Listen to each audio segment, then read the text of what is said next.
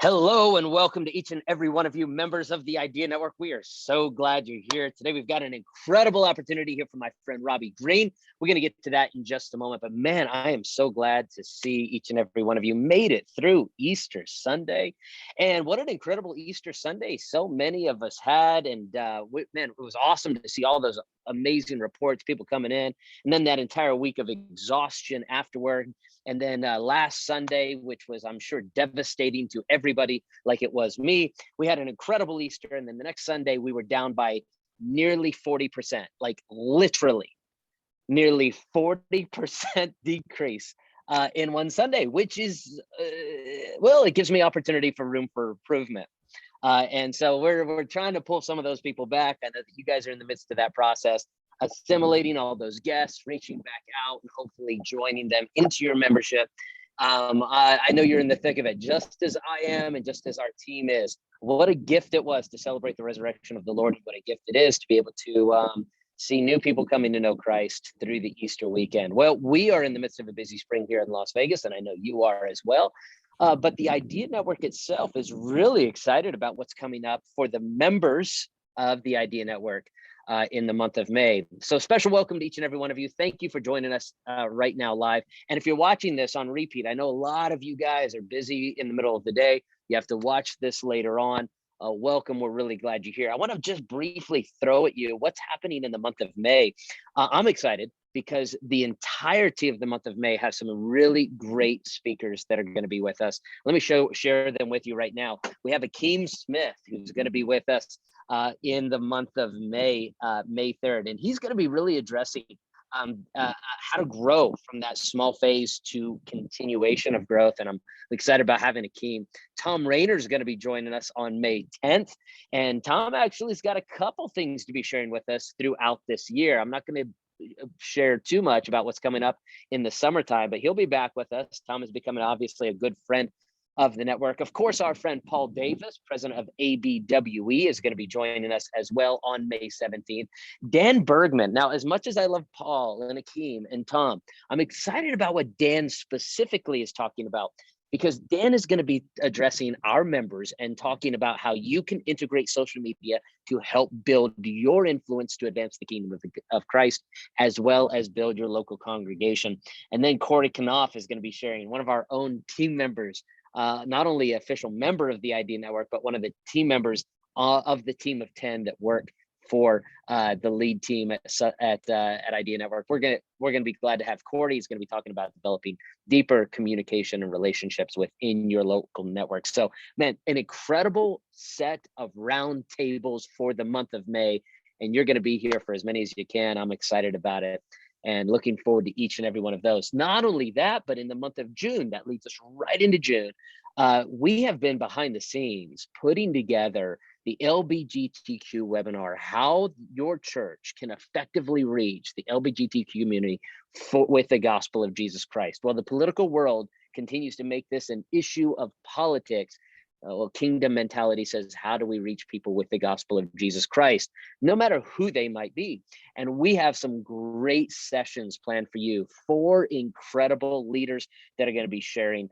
And what we're going to ask you to do is not just come and be a part of this great opportunity, but invite people. We're asking you to go on our social media platforms and share this invitation to as many ministry leaders as possible, how to engage the LGBTQ community. So much happening at the network. We are really glad and thankful for you, because the network would not be possible without the members of the Idea Network. Your membership allows us to continue to do what we do. So we're grateful for that.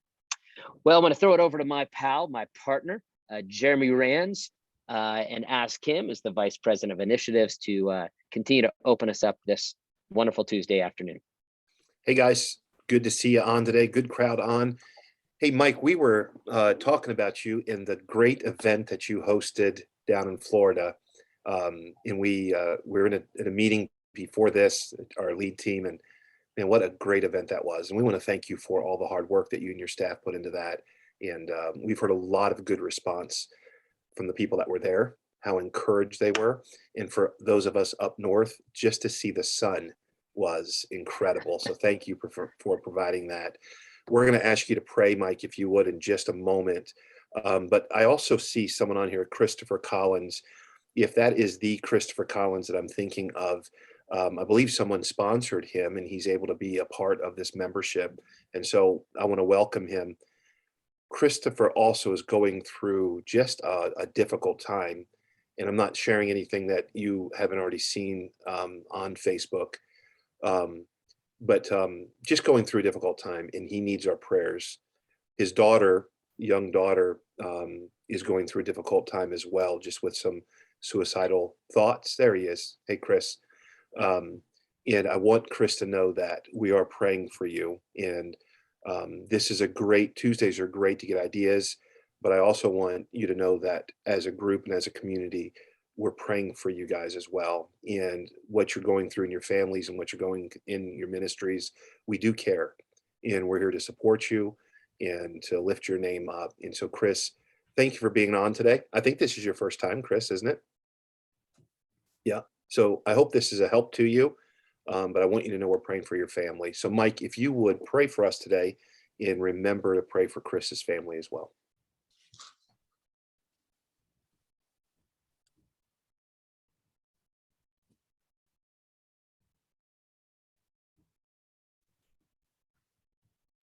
We can't hear you, Pastor Mike. How's that? There we go. Okay, great. Let's pray. Father, we just want to thank you for the opportunity we have to get together with these men and women to just get encouragement, Lord, to share ideas and thoughts. And I just, Lord, want to get right to praying for Chris and his family.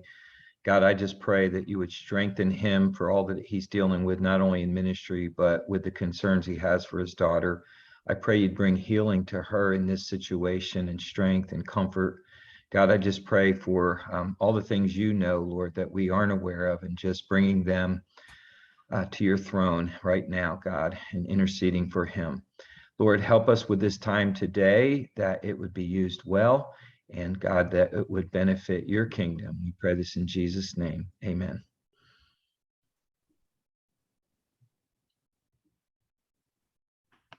All right, Kylie, if you don't mind, just telling us a little bit about what to anticipate for the month of July as it relates to the LGBTQ webinar. Just give us a couple updates about that before we kick it to our speaker today. Yes, so we're insanely stoked about this entire month. To the broader network, it's just the one day because of the webinar that Pastor Josh mentioned earlier, and I'll briefly touch on that. So the webinar is free to you as members. So it is a paid webinar, $17.99 for individuals, $49.99 for entire staff. But to you guys, it is free. And so we already have a code ready for you, and would love for you to register completely free. It's IN member. So IN as an Idea Network member. And that will get you 100% off of the individual ticket. And I've already put the link down in the chat. I'll go ahead and put it up there again, just so it's easily accessed for you as I'm talking about it here. But it is free to you, and we'd love for you to register. It is so much more than even just the sessions, but there will be downloadable resources, and our 4 speakers that we have coming on, 3 of them are former LGBTQ community members. And so 2 of them are former homosexual men, and 1 is a former transgender man, a woman who transitioned, and she lived in that lifestyle for 10 years.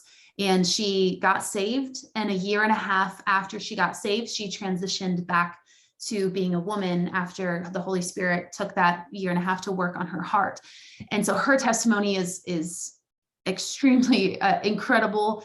Both of the other speakers' testimonies are extremely incredible. And then we also have a lawyer coming on to help us as ministry leaders and as parents recognize how we can legally approach this as we're leading staffs, and maybe there's a kid in the school or a kid in the youth group that comes out and says either he wants to be homosexual or trans.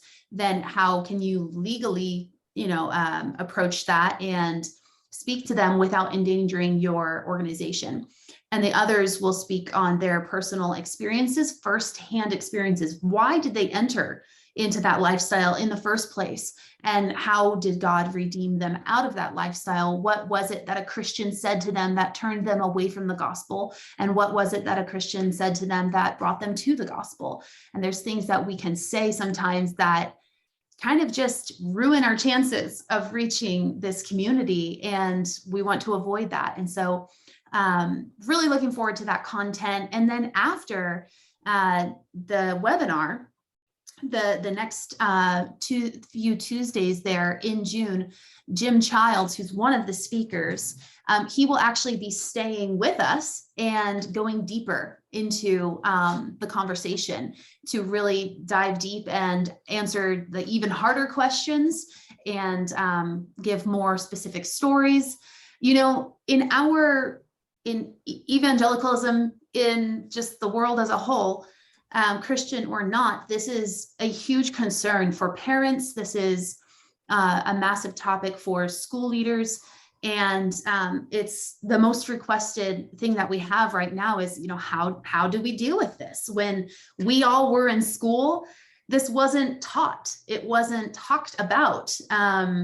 It just wasn't as big of an issue as it is now. And so we've heard outcries from ministry leaders just saying, I need resources on this. And so that's why we wanted to provide it for you all. And we're super excited to have those weeks after the webinar as well, specifically for you members to go deeper and really just ask the questions in a smaller setting and really dive in deep to the topic. So please do share that with your friends, share it on social media. This is a massive topic. And I was just on a call yesterday with another very large organization who right now, they are trying to figure out how they are going to address this as they're way bigger than Idea Network. And they're like, we have to make a statement and we don't know how to do that. And even then the other day as well, I was on the phone call with another ministry leader, and her daughter, her 26-year-old daughter, just came out to her as lesbian, and just 3 weeks ago. And she's been in ministry 30 plus years. And now she's like, what do I do? What do I say? What do I do? And there's so many questions, and this is becoming just more and more common. And so we have to educate ourselves on this, and we have to learn how to engage them, and how to minister to them. You know, if you were going to go to Utah and plant a church, you would look up how to minister to Mormons, because that's the culture that you've surrounded yourself in. Our culture, our society is changing, and it's very quickly, LGBTQ is becoming a larger and larger percentage of that society. We have to learn how to engage and how to minister to this sector of our country. So we're really looking forward to do that. And I mean this most sincerely. If there is a pastor or a parent that you know of that they would love to attend this, and you know, they're not going to pay the $17.99 for themselves or the $49 for their team or family, please let me know. We're not looking to make money off of this. This is so much more about getting this information out. We have worked hard to curate this speaker lineup that we believe will be just the most firsthand experience. You can't get more real than these people who have been through it themselves. And we want this to be out there for as many people to glean from this as possible. So please genuinely text me, email me, let me know if you know of a pastor or a family that would love to be in attendance and they just can't afford that right now. I will 100% give you a discount code to give to them, or I'll call them myself and let them know, please use this code. We want them to come and get this resource. So please let me know about that. But you guys do have that code already and you can register now. We'd love to have you guys as part of that. I took a little bit too much time, so I'm going to turn it back over to Jason now. Hey, no problem. I appreciate the work that's gone into that. And I will say this, one of the stats that I think we shared recently was it's such a small percentage of LGBTQ people in our society today. But if you look at Gen Z, 25% of Gen Z is identifying as LGBTQ plus. And that is a strong percentage. And that is the future of our church over the next couple of decades. And so I think anything along those lines for this topic is going to be really helpful. So make plans to attend that. Robbie Green is a good friend of ours, a good friend of the network. He runs the mastermind part of the Idea Network. And Robbie's been a pastor for a handful of years, done a really good job, and is good at raising money. And I love the topic that he's going to be talking about today. And Robbie, I appreciate you being here. I'm going to turn things over to you. So we're glad to have you with us today. Thanks for spending some time to be with us this afternoon. Thank you so much, Jason, and thank you for being here today and being a part of this. We do want to talk about fundraisers that actually work. And for those of you that came looking for the silver bullet, thinking that I was just going to give you one quick idea, I'll go ahead and disappoint you now. There is no silver bullet when it comes to fundraising. It is a whole process. And I want to deal with really 4 areas today that I hope will be an encouragement to you. My background in fundraising really began when I was a children's pastor, and we needed to raise about $100,000 every year for the kids camp for scholarships. We were taking around 400 to camp, and we needed to raise about $100,000. And I had been told by my boss, and who was the former pastor of our church, you can do this, but you need to do this with not taking a special offering. Well, how am I going to raise $100,000 without taking a special offering? Well, that began a journey of learning how to raise money, learning about stewardship in the context of fundraising in the local church. And so now for the last number of years have helped a number of churches and pastors raise money. I'm passionate about raising money for the kingdom.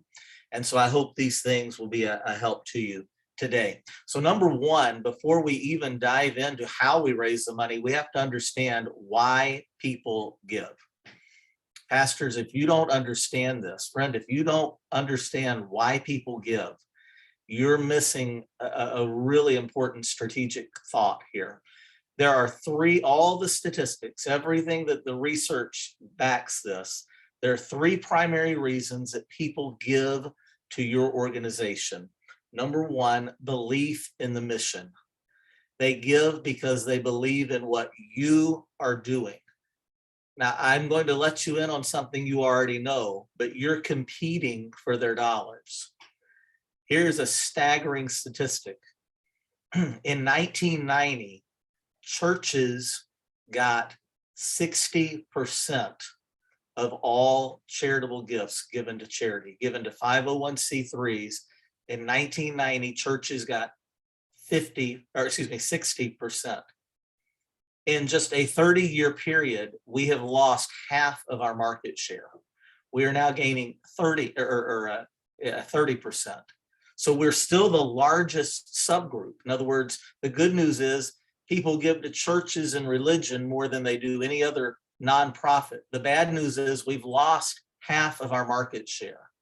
And so if people do not believe in the mission of what you are doing, you're out, like you're sunk before you even start. The second reason people give, they give not only for belief in the mission, but they give for regard of the leadership.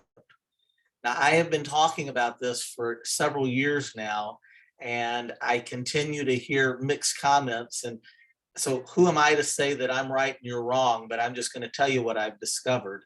Pastors that do not know what's going on financially in their church, meaning pastors that have no idea who gives what and why they give, you are doing yourself, in my little humble opinion, yourself and the kingdom of God a great disservice. Donors that are high capacity donors want to be appreciated.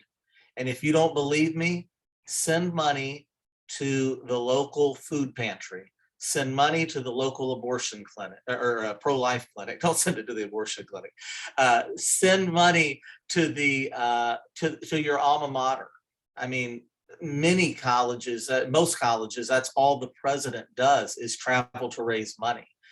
And pastors, when we put our head in the sand and say, well, I don't want to know what's going on because my people don't want me to know what's going on.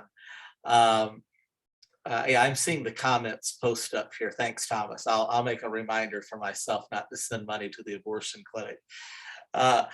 So regard for staff is huge. They want to be thanked. They want to be appreciated. They want to believe in your mission. And then the third reason that people give to your organization is belief that this boat is going to leave one port and sail to the other port and arrive safely. In other words, this is how you manage your finances. I could go into a whole section of this that we don't have time for, maybe another session. But I'm amazed at how pastors poorboy it and talk about constantly being on the verge of being broke. And if you folks don't give, we're going to have to lay off the youth pastor. And if you folks don't give, we're going to have to turn the lights off. Well, we've never turned the lights off. We've never laid off the youth pastor. We even put it in the bulletin sometimes. You know, I even saw one church put it in red ink. We're under budget by this much.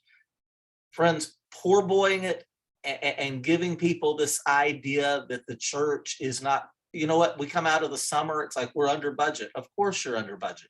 Every church in America is under budget at the end of August.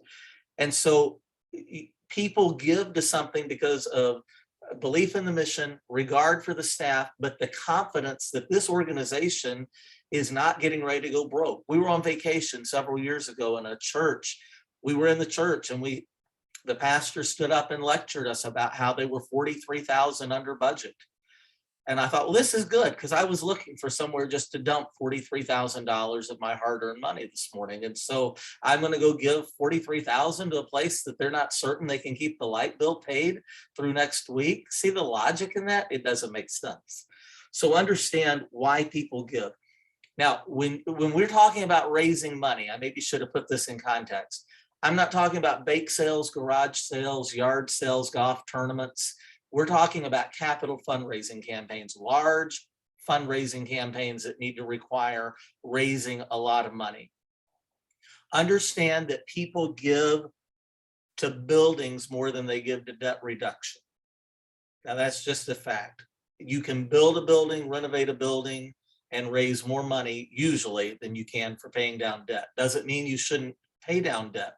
We're in a capital fundraising campaign right now, paying down debt, trying to eliminate the debt on our new facility.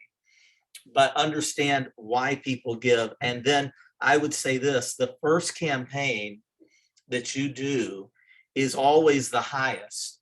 And so be very intentional about what you're getting ready to go raise money for with your people. In other words, don't go up there and raise and spend all your capital raising $15,000 to put carpet in a Sunday school room. You may need to raise $150,000 for some addition or some renovation. You can only go to the well so many times. So understand why people give. But then secondly, be realistic about what you can raise. Be realistic about what you can raise. The old rule of thumb, and if you call a campaign company, a stewardship company that helps raise money, if they tell you you can raise 3 to 4 times your annual budget, just know they're out of touch with what's going on in giving in America today. That is not what's happening in anybody's churches. And I don't say that to be discouraging, that's just fact. It used to be 30 years ago, you could raise in a 3-year period 3 to 4 times a church's annual general fund budget. That is not the case now. If you do 1 to 1.5 times, you're doing very good. If you raise 2 times, and that happens some, you have absolutely hit the ball out of the park. That is, we have found for us about 1.5 times our annual general fund budget is what we are capable of raising. So then thirdly, as pastor, you have to understand who is giving and you must lead the way. I sat with a pastor a couple of years ago that I was helping him raise money. I said a couple, it was 3 years ago, it was prior to COVID. And he looked at me and he said, Pastor, you asked for the giving. He said, are you going to look at my giving? Well, I wasn't planning on looking at his giving until he asked. And I said, well, can I? And he said, well, I don't give, but you're not going to tell anybody that, are you? So like, it's not my place to out the pastor for not tithing, but I'm just going to tell you guys, if you're not fully bought into this yourself, and it's not equal giving, it's equal sacrifice. Nobody expects the pastor to give the most, I don't think, but they do expect to know that the pastor is fully invested. And so in every capital fundraising campaign I've led 3 for our church now over the past 8+ years. Every campaign, I've been very clear and very direct with our church about what level of commitment the pastor was making. I didn't use actual dollar signs, but I would say something along the line, we are giving over the next 3 years the equivalent of 60% of our salary, annual salary. Now, why is that important? You say, well, that's bragging. Well, you can give it in a bragging way, but you can also present it in a way that lets the church know, hey, I'm not asking you to do something that I'm not willing to do myself. I've never seen a church raise large amounts of money that there wasn't a common knowledge that the senior pastor was bought in and was leading the charge and leading the way. And so this is another reason why I believe you have to know who's giving in your church and how much they're giving. Now, I know I'm stepping on the holy grail for some. They're like, I can't believe you would ask that. How could I possibly know?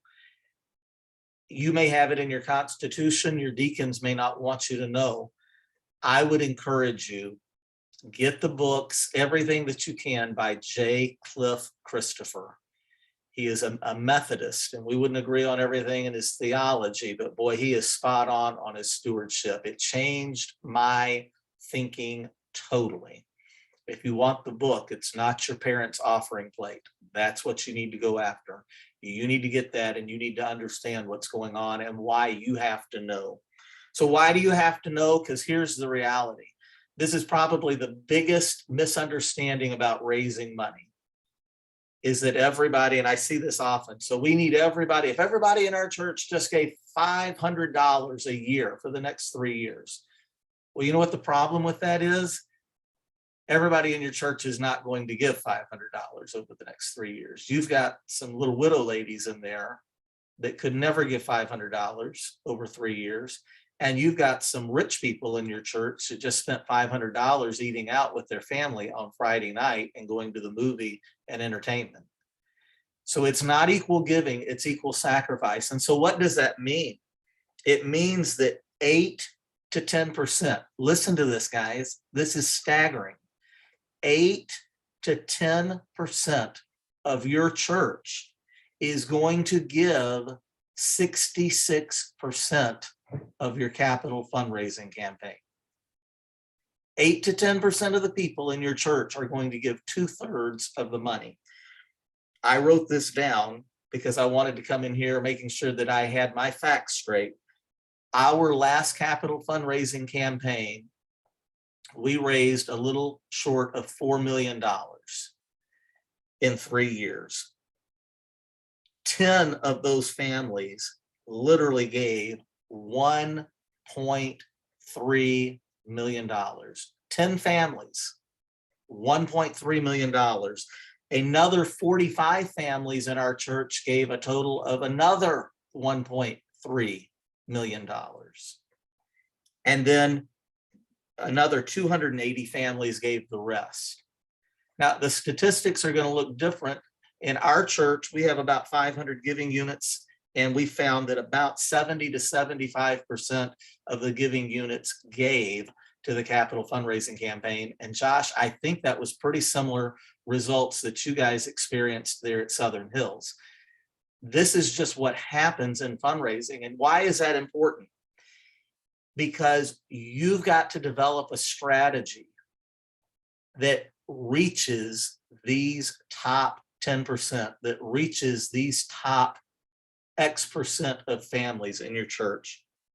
And so this is number 4, preparing to launch a successful campaign. You're going to need a minimum of 4 to 6 months to launch a successful capital fundraising campaign. I would highly encourage you to consider bringing in an outside consultant. Now, in full disclosure, I do this on the side. I'm not pitching my product here today. I just know a lot of you know that, and I want to be transparent about that. There are people that can do it far better than me, but I'm also a Saturday night special, so I'm a cheap date.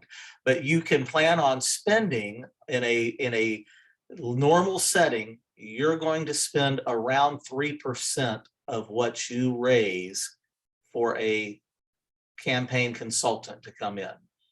Why is that? Why would you spend that extra money? Because all the research shows that you are usually going to raise 50 to 60% more by bringing in an outside consultant. Why is that? Is it because everybody here in this room is not capable of coming up with ideas? Has nothing to do with you, your intelligence. I'm telling you, I've witnessed it when we brought people in here. I've witnessed it when I've gone and been the representative for other people. There is something about an outside voice coming in and helping close the deal that you need to help carry you over this distance, this bridge to go the distance here.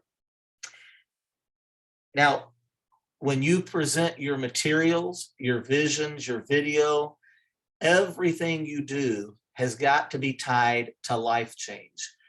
I said people give more to buildings than they give to debt reduction, and that's true. But understand this, nobody gives to buildings. Nobody gives to debt reduction. People give because of the life change they see going on in your church. You have, the statistics show that the average person that gives to your church, if they are a full, committed, generous giver, that they are also giving to 5 to 8 additional nonprofits. And literally, you've got to understand that you're competing for those dollars for the kingdom of God. What is it about your church that is so life-changing, that is more life-changing than the art gallery down the street? We have something that is so different. But if you don't capitalize on that, we could do a whole session on this. I can't stop here. I'm just telling you, there's life change happening in your church. And if you're not regularly getting, and life change is more than, I used to be a homosexual and I gave my heart to Jesus. Life change is, I've never read my Bible through in a year and I did it this year. I've never served in ministry and now I'm serving in ministry. I've been out of church because I was hurt for 15 years and now I'm back in church. Life change is happening in every one of your churches. And if you do not tie what you are doing to life change, you're not going to get the dollars that you get. I'm running out of time, so let me give you the last thought here that's probably the hardest for most pastors. You pastor, have to set the tone in that you get what you ask for. Every time I lead a church through a capital fundraising campaign, I look at the pastor when they say, how much can I raise? Here's the same question I ask every time. What are you willing to personally sacrifice? And I'm not only talking about what you're willing to give. I'm talking about how many face-to-face meetings are you willing to have to sit down with your top givers that have capacity to give large gifts. And you need to learn the art, and we could talk about this sometime, but you need to learn the art of looking someone in the face and saying quickly, concisely, convincingly, I need this much money, and I am asking for you to be a part in giving this.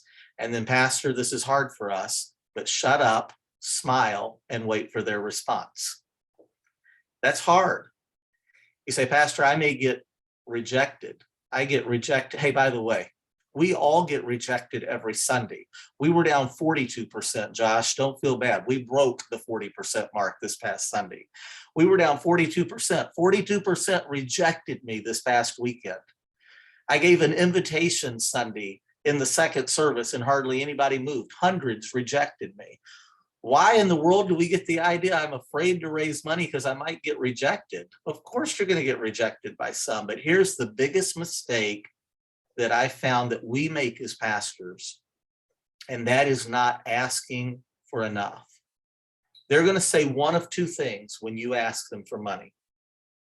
They're going to say, Pastor, we are bought into the vision. We are so excited about what God is doing here. And you've built your case. You've explained, you've shown the life change that's happening. And they'll say, Pastor, we are honored to give. Or they will look at you and go, Pastor, I am so humbled that you would think that my family could give $250,000. I literally had this happen. I experienced this. I looked at a family and I said, I need you to consider giving a $250,000 gift over the next 3 years. And they laughed and they said, Pastor, you think that we are of means more than we really are. We can't give $250,000. I said, okay, I understand. What do you think you could give? You know what their response was? Pastor, we don't think we could give more than $200,000. Okay. How many times we are afraid of rejection that they were thinking, I would love to give 250. And when I heard their initial response, I'm thinking, oh, they're going to give 25. And they just, we get what we ask for. We don't ask often enough for enough. And so learn the art of asking and making sure that you're doing it. Give me 1 minute here and then we'll turn it back over to Jason. As you are leading into your capital fundraising campaign, you've got to understand that months before you ever say anything to the church, you are laying the groundwork in that you are constantly talking about life change. I don't care how you do it, but I will tell you, if you come to our church, you're going to hear about life change every single Sunday because we talk about it every single Sunday. Sometimes it's in the sermon. Many times it's in a where the offering would have been in a previous day in our church. We promote the Connect card, and then we just talk about what God is doing in the heart and the life of our people in our church. You need to begin laying that groundwork of life change that is happening, because I know of a situation where a high capacity giver sat with the consultant and the pastor and literally looked at the pastor and said, why should I give to this church instead of giving to this other organization? And the pastor literally said, he stammered, stumbled, and then turned and looked at the fundraising director and said, well, that's why we brought him here. Pastor, if you can't explain why they should give and you do not have a vision, and people are going to stop you. When you start talking about and casting vision, people are going to come to you. I just had a family that came to us the other day and said, what can we do to give? I said, I would love to meet with you this week. And so our schedules have not lined up. They travel a lot, but I'm going to sit down and I'm going to cast a vision of what God is doing. And then I'm going to ask them, I've been to their house. They live in a $2 million house. They probably have capacity to give. And so I'm going to ask them to step out and do something big for the kingdom of God. They may reject me. They may say yes. But Pastor, if you don't have a vision, if you don't know where you're going to take, I promise you, if somebody came to me and said, I want to make a $5 million gift to your church tomorrow, but I need to know everywhere it's going to go to be used. I could give you $10 million worth of things right now and not pay one dime of debt reduction at our church. Not saying debt reduction is a bad thing. I'm just telling you, you need to have vision for where you're going. Hey, if we can be a help, that's what we're here for at the Idea Network. I'd love to be able to help you in a way. My time is up. I hope that maybe this has been a help to you today in thinking about future fundraising events. Awesome, Robbie. Thank you so much. I just added the questions to the chat, and we're going to go to our breakout rooms in just a moment. In what practical ways can you foster a belief in the mission of your church? What has been your previous experience with a capital campaign? Explain your answer. What is your perspective on knowing who the givers are in your church? Why do you feel this way? And number 4, how will you take your next step in the area of church giving or fundraising? Those are our discussion questions today. And at this time, we're going to break out into our rooms.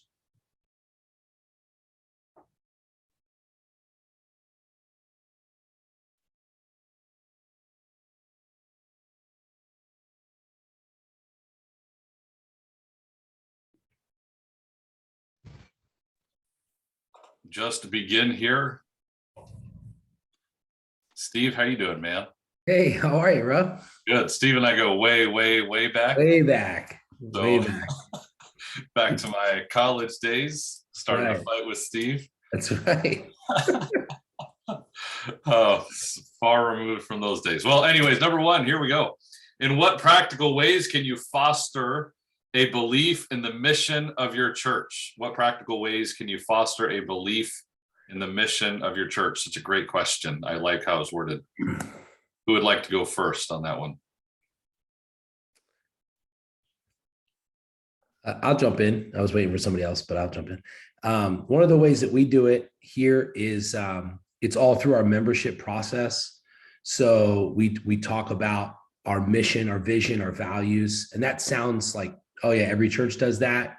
But honestly, that's kind of the thread, right? And we actually have taken it a step further where we actually sit down. So you come to our step 1 class, and then I'll meet with you one-on-one. And we actually use this phrase that when you become like a member, we actually call it team member, because Heritage is a family and it's a team. And our team has a goal, right? We want to win the World Series kind of thing. And so we tell our folks, we say, look, coming to this church means you are supporting the vision of the church, and you're moving from we say these words, from a consumer to a contributor, from a consumer to a contributor. And I tell people, when you move from a consumer to a contributor, it changes everything. You begin to support the church, you begin to buy into the vision, and you're all about helping move the church forward. So I even say things like, when you first came here, so many people said hi to you. I said, if you become a member 6 months in after your first time coming here, not as many people will say hi to you. I said, you know why? Because now you're saying hi to everybody else. And so we really push this idea of, when you jump on board mission, you are a part of what we're doing. And I won't get into it for time's sake, but we have 4 membership responsibilities that you need to agree to before becoming a member. And we spell those out. And one of them is giving, and it's all tied into our mission. So we do that with every single member of our church, that process. You were telling me the other day that it's what, $50,000 a year minimum to be part of your church. Is that what you're? Yeah, exactly. That's exactly right. So this is a unique thing for me, because I pastor in the wealthiest county in America. So Loudoun County is the wealthiest. I said this last time a couple weeks ago. So when you're sitting down, like talking to people, when you talk about being a contributor, that's part of the reason why we do this, because most of the people that do come to our church can contribute. And so we want to try to build that in to get those, honestly, to get those dollars quicker than we would if we didn't do that. That's good. Who else? How can you foster a belief in the mission of your church? Not even having to do with finances necessarily. I think similar to what you guys have already said, it's kind of incorporated obviously in our starting point, which is our new members class, and going through that and breaking it down. But as Robbie Green was saying, and in the messages themselves, kind of those life-changing moments are just kind of the proof in the pudding, seeing the mission fulfilled in the lives and that were changed, whether it's testimonies or it's some illustration or anything like that, or a personal story that's being told by the pastor or even the worship team at times, or seeing new people, plugged into different ministries and talking about those ministries or even promoting those ministries. and kind of giving their stories and testimonies of that. It's just that proof of the mission working, and a lot more people get on board and are constantly reminded that, hey, there is a mission, there is a vision in this church. The pastors behind it, the members are behind it. They're a result of that. They're a product of getting on this mission and following this mission. And so we've seen that to be. We haven't done one of these campaigns before, but just in the growth of the church and the commitment of members as they are trying to understand that, that mission and vision in that starting point in that membership class. And, it kind of explodes once they become a member and they start to see all the impact it's made in other members' lives.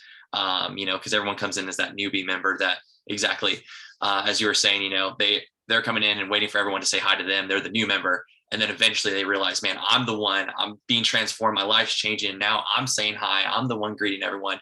Not because they have to, because that's their life changing. That's the love that they're pouring out. And that's the mission and vision that's starting to really develop into their lives. That's good. I'd be fine with going next. I believe that the greatest way to foster a spirit of giving, I'm not sure that was the question, but to foster a spirit of giving, I'm going to answer that question, is to talk about the gospel, the generosity of Jesus Christ. And we are living in a day and age in the church where tithing is under attack. And that wasn't today's topic, but it comes up in our culture a lot. And I believe that is an abuse of scripture when people talk about the cheerful giver. The Lord loves a cheerful giver. That means you have to be excited about what that opportunity is. And if you're not excited about it, then you don't have to give because you're not a cheerful giver. I don't believe that verse means that at all. Oh, it's to look at the gospel. It's to look at Jesus. That's what makes us a cheerful giver. So I believe that pointing people to the fact that the Father gave his Son, and we should just recognize the generosity of Jesus. And that's the problem why they're not giving, is they're not seeing how generous the Father has been and will continue to give for us. That's my answer. That's good. That's great stuff. Steve, you got a 3-point outline on that? Go ahead. No, I could not agree with John more. How you doing, John? It's good to see you. So I was like the king of pragmatism when it came to giving. When I first, in my earlier ministry days, like the sadder the story, the bigger the dollars, right? And so what we would do is we would try to find like every week, like this incredible life change story, because we're like, man, that's a moneymaker. But I think what John is saying, I've kind of said it this way, it's teaching people to give out of conviction, not emotion. Conviction, not emotion. And honestly, we have shifted away from emotional stories, these types of things. We teach, like I agree with John, you give because that's what God has said to do, not because it's gonna like benefit. Part of it though, to your point, John, one of the things that I find as a pastor is not everybody is going to jump on board, like especially in a giving campaign, if they're not even giving at all. And so we actually, in our membership, one of our membership responsibilities is you give faithfully. And so, hey, if you want to be, it's not a requirement, but we say, the decision to become a part of this church is that you would give faithfully. And this is something I actually got from Josh Tice. So we kind of stair step it in and we say, you have to find yourself on what we call the path of giving. So first time giver, regular giver, tither, abundant giver. And we just say, wherever you're at, take the next step. Because our goal is tithing, but not because like we're going to have like really emotional stories, because that's like a never ending rabbit trail. I think it's teaching, I agree, John, it's teaching people what the Bible says and what it doesn't say. And sorry, that was like a big answer to say, I completely agree with John. Anything from you, Tim, over there at Choice Baptist? Well, I was just thinking as they were talking about grace giving in 2 Corinthians, the last verse is thanks be unto God for his unspeakable gifts. So certainly keeping a Christ focus. Practically, I think when I think of giving, I think of there's got to be deeper pockets and more pockets in giving. So, the gospel's got to go out to reach people, to see those change lives, for people to give. So what's that process to help somebody to transition from coming to get to be a giver? And we call it, our strategy is just MRI. We minister to people in a large group. In our small groups, we have relationships, and then getting people involved, whether that's giving or giving of their time or their finances. And so there's got to be more pockets, people numerically growing, and then the spiritual growth as well. I think of so many people, as they were talking about tithing, so many are against it. And my thought is, hey, if today's not for tithing, if you want to debate that, fine, but grace always did more than the law anyway. And so how to kind of focus on that. And when we have a season, of financial difficulty, we kind of think, all right, what do we got to do to minister to people, to minister to our community, and just really reach out. We've done 3 building campaigns over the years. We've done some of those in-house, and I was kind of glad to hear that he said the 3 to 4 giving of the budget isn't the norm, because I always thought, man, I never was close to that in our campaign. So thought very practical, very helpful there. But as far as the mission, keeping that before the people and me, I've always thought, okay, what's my philosophy of ministry and dealing with these people as they come in? What is my next step for them? How to help them to grow, and just try to keep that in mind. And it's spiritual development, it's discipleship. It's not just getting their income, but we want their income because then their heart goes with it. As their heart goes with it, they're growing spiritually in their life, which is much more important than the dollars. Yeah, I think that's unseen. Too many times we look at the number of what they're giving rather than the heart behind it, and developing that heart of giving within them. So yeah, that's good stuff. Number 2, let's move on. We've only got 5 minutes left, so we're trying to keep it a little bit briefer, I guess, but unless we get on a good topic, and we'll stay there. But number 2, what has been your previous experience with a capital campaign? And then it says explain. Anybody have done a capital campaign and describe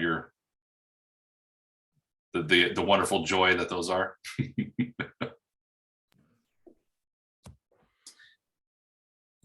I did one when I was at Southern Hills, but I didn't lead it, but I was a part of it, and we raised a lot of money. But it was funny. This is insider baseball here. So basically, Josh preached the message. He preached 2 points of the message, and I came up and talked about money. And so if anyone was going to get mad, they could just get mad at me. So my question though, and maybe some of you guys, maybe Pastor Tim, if you've done a couple, my question right now is like kind of like when, right? Like, is it more about when to do something, or is it more focused on what? Because sometimes I know some churches are like, well, we do a capital campaign like every year or every other year. And then I often wonder, well, is that good because it keeps the frequency of people giving above, or is it only a matter of like when you have a big project? So that's kind of like where I'm at with it, because I'd love to do one, but I'm not exactly sure if it's like, it just comes down to, oh, you only do one when you have a building to build or a park to create, or is it no, once a year, like Paul Chapel, they do one like every year. And so I was kind of more of wanting maybe some answers on the frequency and the reasons why you would even do one in the first place.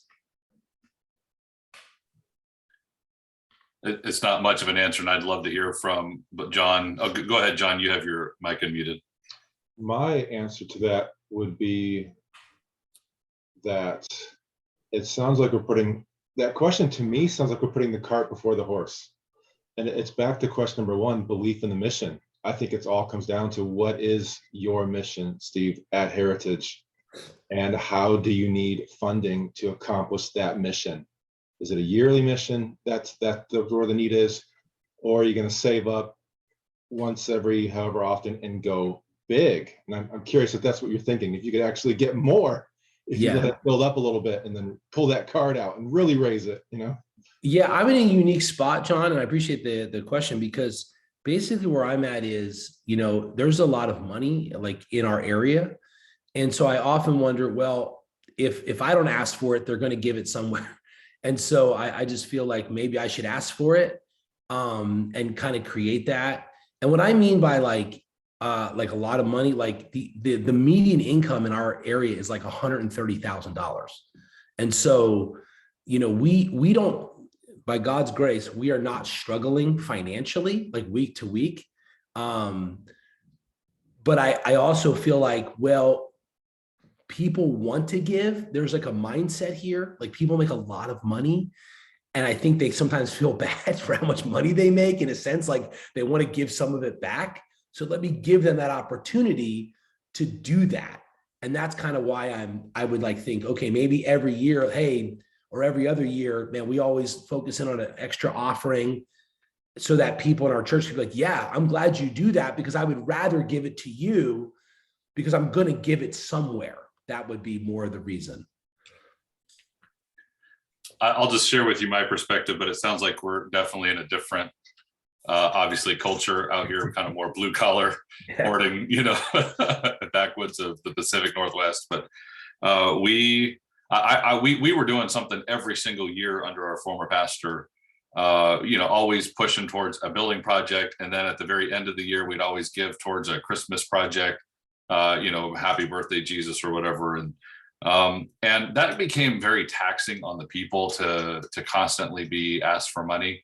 And so I know for me, what we do now currently is whenever we have a project, that's when we're going to promote giving towards that project, let the land rest a little bit. Yeah. But at the same time, I've definitely talked with a few of our major givers and said, hey, and by the way, because we've done that, we've let the land rest a little bit. We're seeing givers come out of the woodwork and saying, okay, what specific thing can I give to? And then we just point them in the right directions at that point. So that's good. That's good, Chris. I like that. Cool. We'll see you guys on the other side. Thanks so much for the insight. It's been fun.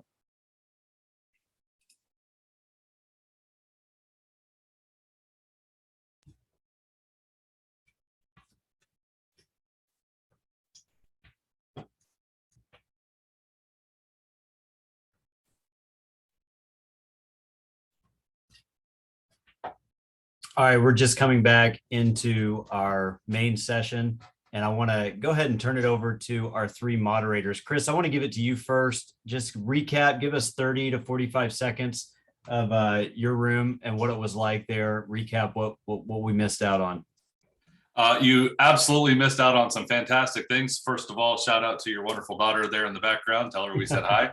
And that's fantastic stuff. But we were talking about the belief, how to foster belief on the mission of our church. And so we first heard from Steve Miller talking about how it's just ingrained in his culture. They start out really directly right in their foundational classes as they become a member. And he talked specifically about the phrase going from being a consumer to a contributor. I thought that was really good. Jerry Ruiz talked about making sure that we were telling the story of the mission. Don't forget to tell people what mission you're on and the stories of how that mission is actually working. And then John simply talked about preaching the gospel. Jesus was the greatest giver of all time, and what a mission that is to repeat his story. And so just some great insight there. We at the very end, we were getting into the second question, but we took our time on the first one. So that's where we're at. Good stuff. Hey, Thomas, I want to go to you. Give us a recap of your room.